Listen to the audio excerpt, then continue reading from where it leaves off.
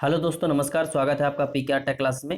दोस्तों, अब हम लोग देखेंगे यूपीपीसीएल टेक्निकल ग्रेड सेकंड का पार्ट सेकंड। ठीक है दोस्तों, तो हम लोग पार्ट वन कवर कर चुके हैं। पार्ट वन में हम लोगों ने 50 क्वेश्चन सॉल्व किए थे।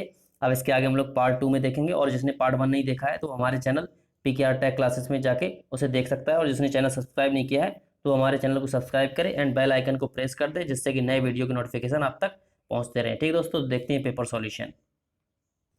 ठीक है, तो हम लोग 51 क्वेश्चन से देखेंगे। तो आप लोगों से एक रिक्वेस्ट है कि वीडियो को अंत तक जरूर देखा करिए, आपके लिए काफ़ी हेल्पफुल रहेगा आने वाले एग्जामों के लिए।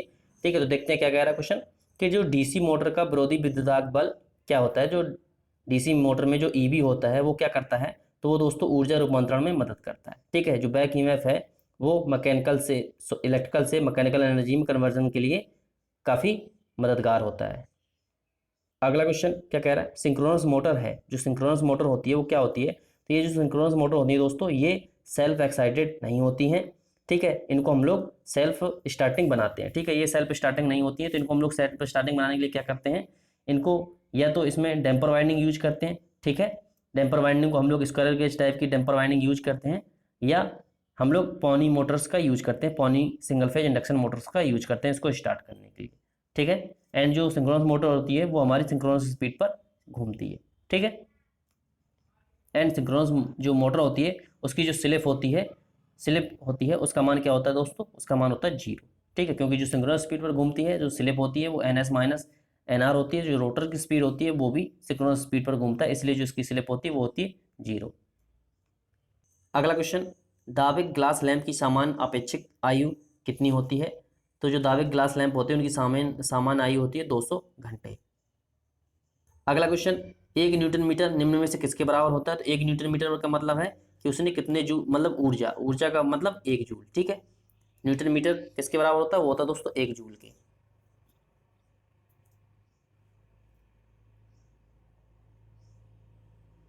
अगला क्वेश्चन, किसी विशेष पदार्थ के मीटर घन के विपरीत पृष्ठों के बीच प्रतिरोध को क्या कहा जाता है।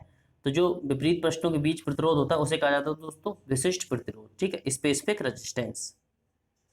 अगला क्वेश्चन, निम्न में से कौन सा भार एक शंट मोटर द्वारा बेहतर संचालित होगा, मतलब शंट मोटर के द्वारा अच्छे से संचालित होगा, वो होता है दोस्तों प्रत्यागामी पंप या सेंट्रीफ्यूगल पंप जो होते हैं वो, उसको चलाने के लिए हम लोग डीसी शंट मोटर का यूज करते हैं। ठीक है, अगला क्वेश्चन, एक ट्रांसफार्मर की सामान्य दक्षता कब उच्च होती है।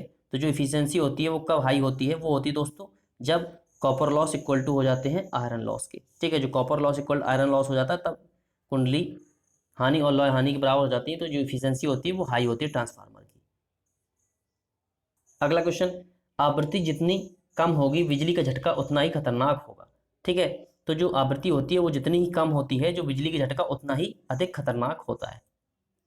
अगला क्वेश्चन क्या कह रहा है, किस नियम के अनुसार प्रेरित विद्युत बल की दिशा इसे उत्पन्न करने वाले कारक के विपरीत होती है। मतलब जो ई बराबर क्या होता है, ई बराबर होता है माइनस के L D five by D T. तो जो यहाँ पे जो माइनस चिन्ह होता है ये बताता है कि जो जिसके द्वारा वो उत्पन्न हुआ है वो उसका विरोध करेगा। ठीक है, तो ये होता है दोस्तों लेंज का नियम। ठीक है, लेंज के नियम के द्वारा पता चलता है कि जो विद्युत बल की दिशा इसे उत्पन्न करने वाले कारक के विपरीत होती है।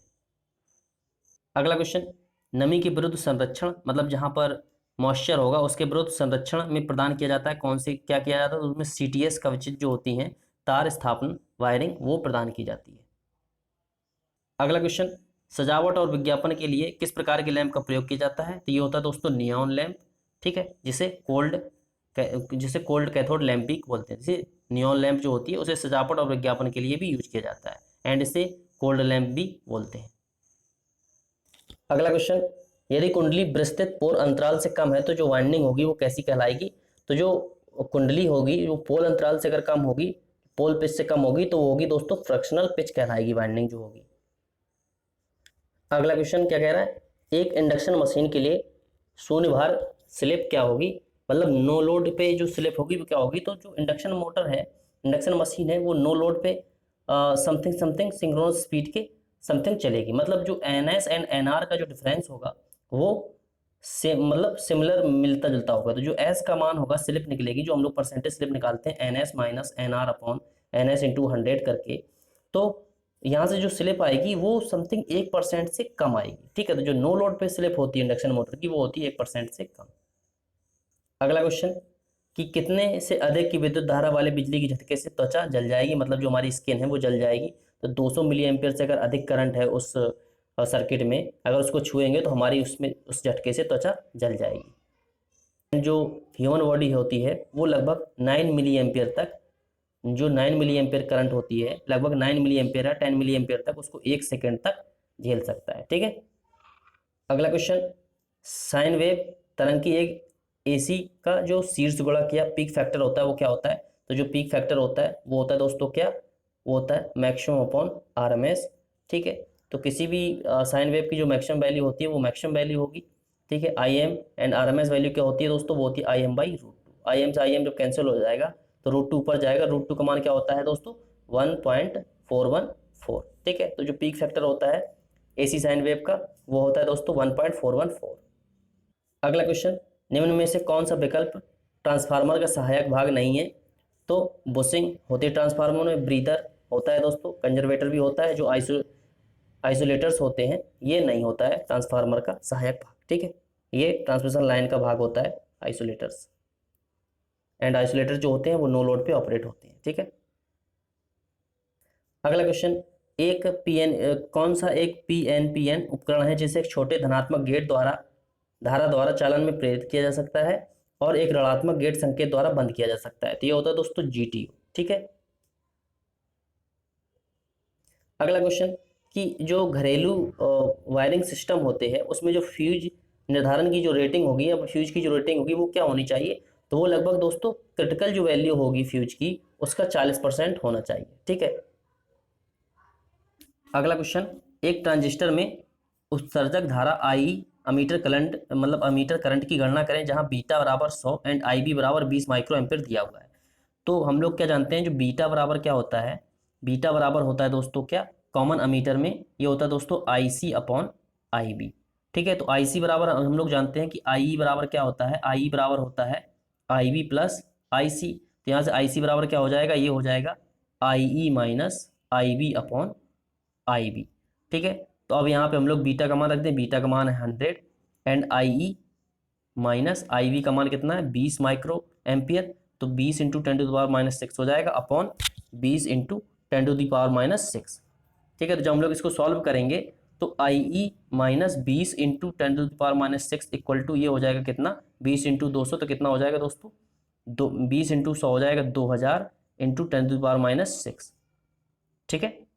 सॉरी ये नहीं, ये हो जाएगा कितना 100 इंटू 20 इंटू 10⁻⁻6। ठीक है। तो इसको हम लोग जब और सॉल्व करेंगे तो क्या हो जाएगा कि ये माइनस का 20 इंटू 10⁻6 इधर जाएगा जो पॉजिटिव हो जाएगा क्या 20 इंटू 10⁻6। तो 20 इंटू 10⁻6 जो है वो कॉमन हो जाएगा, 20 इंटू 10⁻6। तो ये क्या बचेगा, ये बचेगा 100 प्लस 1।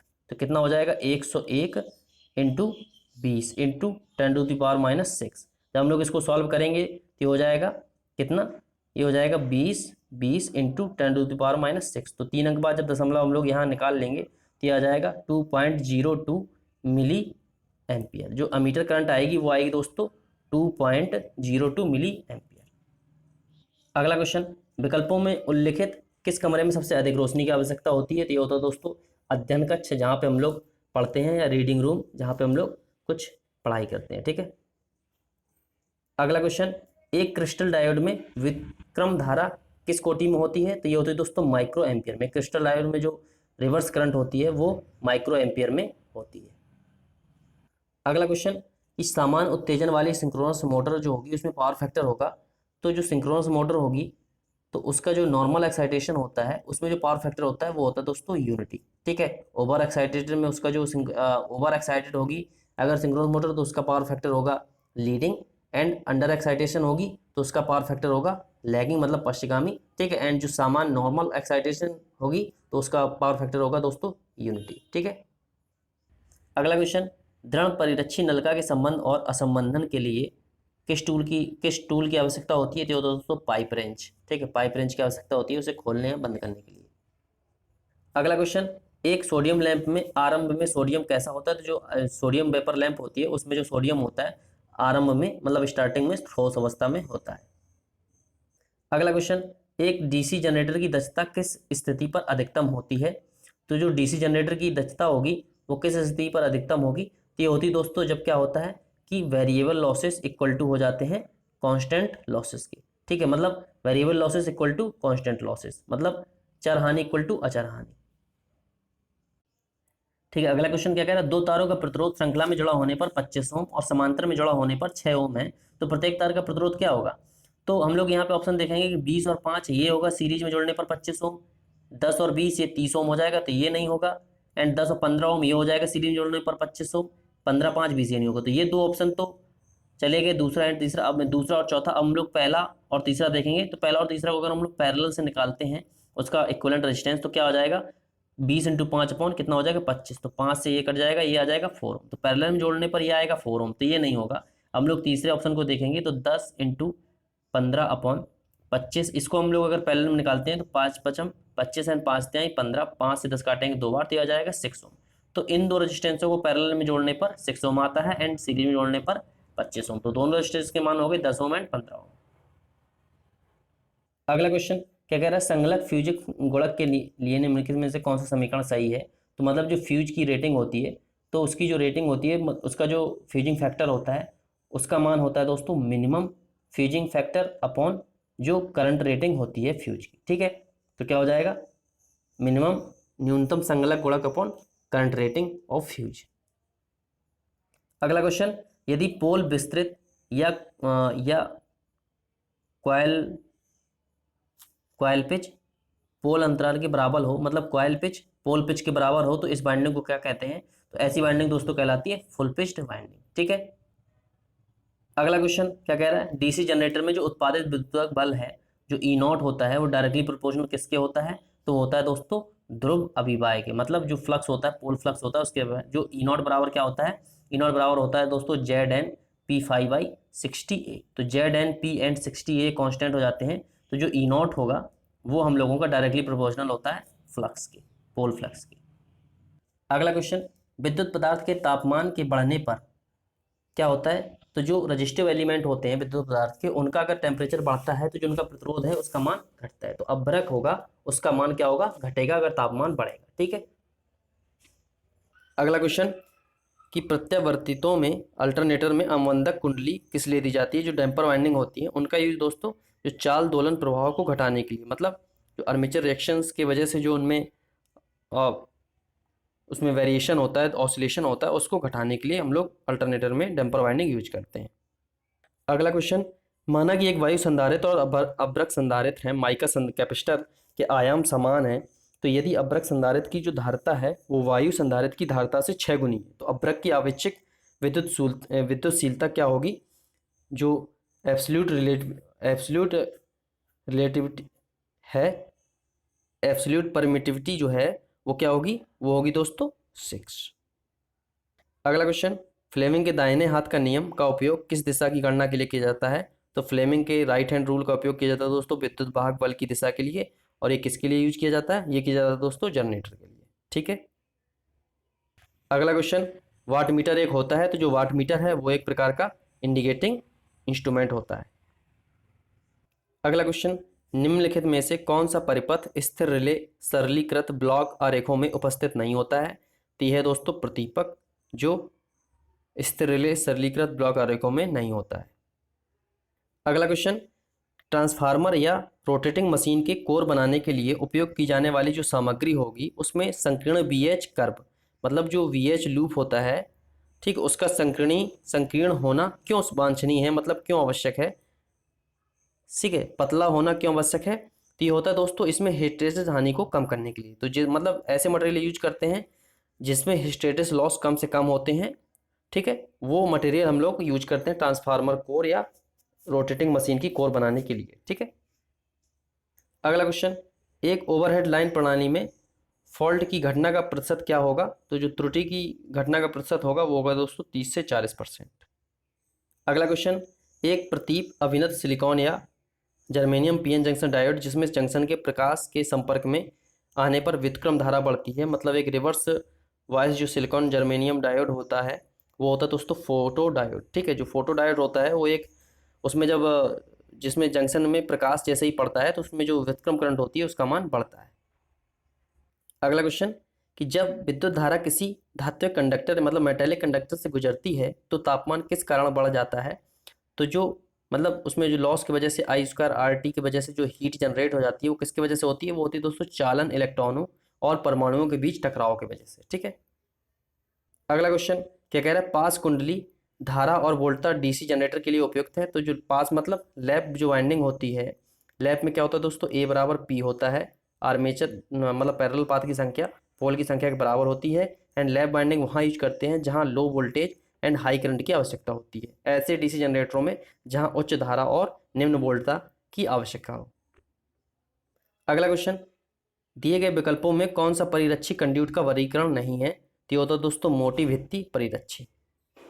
अगला क्वेश्चन क्या कह रहा है, एक स्वचालित इस्त्री में मतलब एक स्वचालित आयरन में तापमान समायोजन का स्वतः नियंत्रण जो प्रेस होती है किसके द्वारा किया जाता है। तो ये होता है दोस्तों थर्मोस्टेट के द्वारा, उसमें सेल्फ नियंत्रण किया जाता है टेम्परेचर का। अगला क्वेश्चन, दिए गए विकल्पों में से किस पदार्थ में उच्च विद्युत प्रतिरोध होगा, मतलब हाई रेजिस्टेंस किस में होगा। ये होता है दोस्तों अभ्रक, ठीक है, जिसे माइका कहते हैं, इसका रेजिस्टेंस काफ़ी हाई होता है। अगला क्वेश्चन, तापमान में वृद्धि के साथ सेमीकंडक्टर का प्रतिरोध क्या होता है। तो जो सेमीकंडक्टर्स होते हैं वो नेगेटिव टेम्परेचर कोफिशिएंट वाले होते हैं। ठीक है, तो इनका जो टी का मान अगर टेम्परेचर बढ़ाएंगे तो जो आर का मान है वो घटता है। ठीक है, अगला क्वेश्चन, मैगर का उपयोग विद्युत उपकरण के की को मापने के लिए किया जाता है, किसके लिए किया जाता है। तो मैगर का उपयोग दोस्तों इंसुलेशन रेजिस्टेंस को मापने के लिए किया जाता है। अगला क्वेश्चन, एक डीसी मोटर में एक दिशिक वलाघूर्ण मतलब यूनिडायरेक्शनल टॉर्क किसकी सहायता से उत्पादित किया जाता है। तो ये दोस्तों ब्रश एंड कम्यूटेटर की सहायता से उत्पादित किया जाता है।